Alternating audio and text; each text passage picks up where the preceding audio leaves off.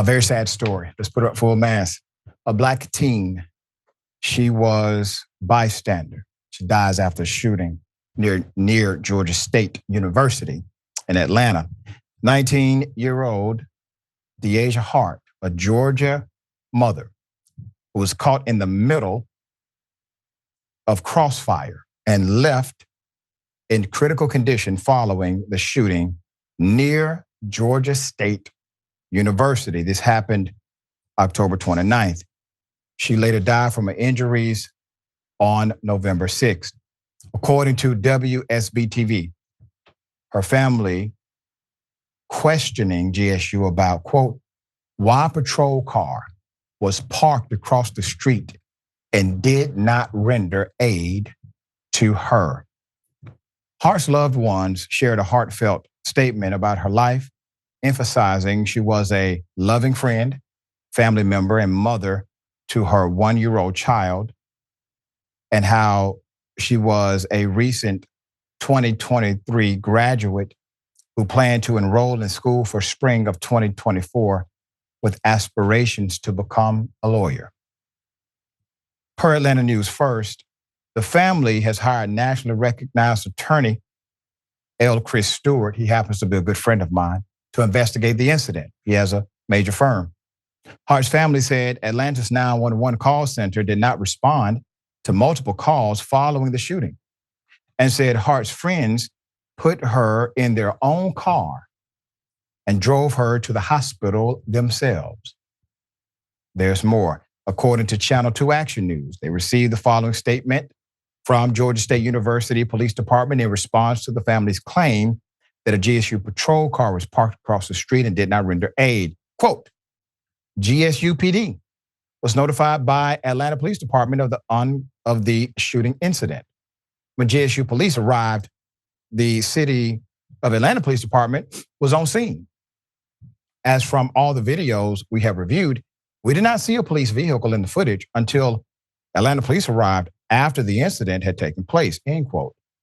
Details of the shooting are this: 3 other innocent bystanders, described as 1 male, 2 females, who were also shot that morning, reportedly transported themselves to the hospital with non-life-threatening injuries.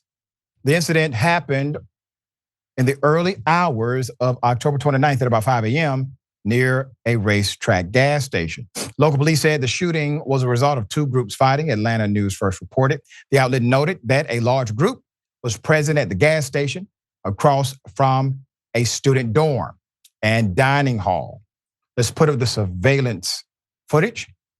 Officials shared surveillance video related to the incident, which showed one of the persons of interest in a purple hoodie holding a firearm on the left. Police said after the shooting, the man took off his hoodie and discarded the weapon.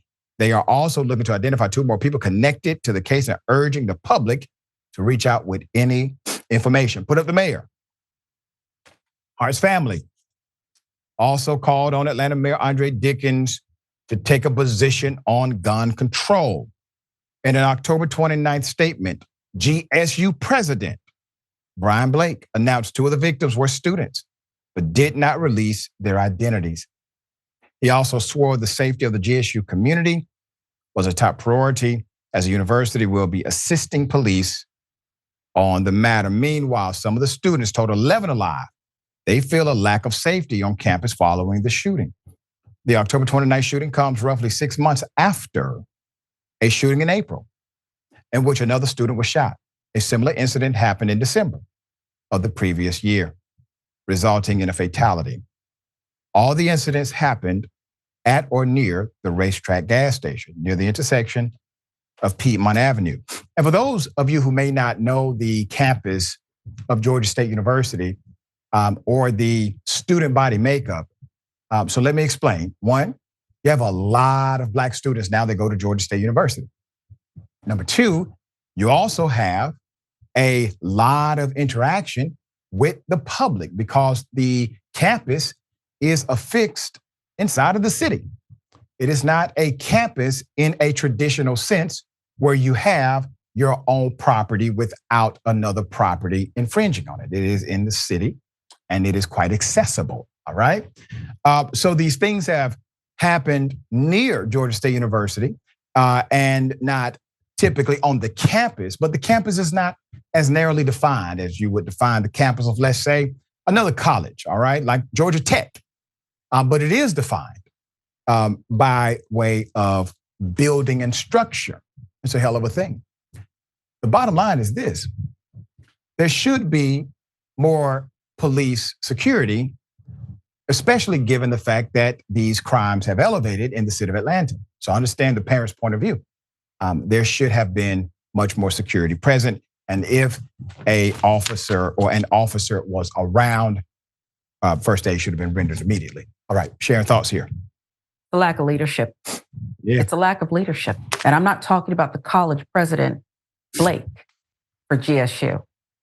It is time for Mayor, listen, it may not be fair, but it is time for Mayor Dickens to figure it out. He has been front and center leading the way on a $90 million training center. Right. Okay? It's time for you to lead on this. If you want Atlanta to stay great and you want people to keep coming here and sending their babies here, I don't know if there was a car there or not, but because there's so many lies being told constantly, Dr. Richey, I side with mom and the family until we learn more. They'll get my benefit of the doubt. Mayor Andre Dickens, lead. This is the most important thing. There's so many other things I could list. Check my Twitter. And I will say this about the mayor's leadership. It makes no sense, brother, that they had to put this woman inside of their own vehicle and drive her to the hospital because 911 was non-responsive according to the family. Now, I want you to think about that. That is squarely under your jurisdiction. There is no jurisdictional issue. You are in charge of 911. You are in charge of the police. I don't give a damn what they say. I don't care what the chief says. You, sir, have executive control over the police department, okay? These things are avoidable when a person is shot naturally. Seconds create a lifetime. All right. Can I tell you one other thing real quick? In the last year and a half, as you know, I've had to call 911 to get aid for my elderly parent. Mm-hmm. Every time I'm put on hold. Wow. Every time there's a recording. It's so Mayor unfortunate. Dickens. We were here 2 years ago. Like literally 2 years ago, we had a very similar story about how everybody was being put on hold when they called 911. It was automatic. It wasn't that you got somebody, they put you on hold. It's back now. Mm-hmm. Damn shame. All right, we will do a follow-up on that for sure.